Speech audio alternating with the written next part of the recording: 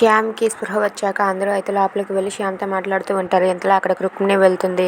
రుక్మిణిని చూసి రాధ అయితే "ఏంటక్కా ఎప్పుడు వచ్చావు" అని చెప్పి అడుగుతూ ఉంటుంది. దాంతో రుక్మిణి అయితే "శ్యామ్‌కి కాళ్ళు చొచ్చుపడిపోయాయని డాక్టర్ గారు చెప్పారు కదా! అప్పుడే వచ్చాను" అని చెప్పి అంటుంది. "ఆ! అవునా" అని చెప్పి రాధ అయితే శ్యామ్ సార్‌ని "ఇదిగో అక్క" అని చెప్పి చూపిస్తూ ఉంటుంది. ఇంతలో అక్కడ ఉన్న ధనంజయ్ అయితే ఇలా అంటూ ఉంటాడు. "డాక్టర్ గారు చెప్పినట్లు ఇంటికి తీసుకువెళ్ళాక శ్యామ్‌ని జాగ్రత్తగా చూసుకో. తనకి ఏ లోటు లేకుండా నువ్వే చూసుకోవాలని చెప్పి ధనుంజయ్ అయితే రుక్మిణితో అంటూ ఉంటాడు. అది విని రుక్మిణి ఇలా అంటూ ఉంటుంది. ఏంటి నేను మా ఇంటికి తీసుకుని వెళ్ళాలా? అంత సీన్ లేదు. నేను కాపురం చేయడానికి కావాలా అన్నాను భర్తని. అంతేగాని ఈ కాళ్ళు లేని భర్త నాకెందుకు?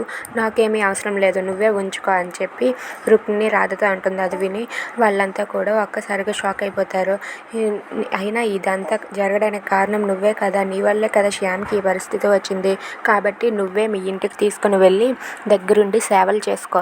నేనేమి సేవలు చేయలేను. నాకు అలాంటి పరిస్థితి కూడా రాదు. అవసరం లేదు కూడా. ఈ శ్యామ్‌కి సేవలు చేసే అవసరం నాకేంటి అని చెప్పి రుక్మిణి అయితే శ్యామ్‌ని నానా మాటలు అనేసి అక్కడి నుండి అయితే వెళ్ళిపోతుంది. అది విని శ్యామ్ అయితే బాధపడుతూ ఉంటాడు. ఇక రాధ వాళ్ళైతే అలా చూస్తూ ఉంటారు. పోనీలే ఈ రకంగానైనా తను నిన్ను వద్దనుకుంది అని చెప్పి మధుర అంటూ ఉంటుంది. If you like this video please subscribe.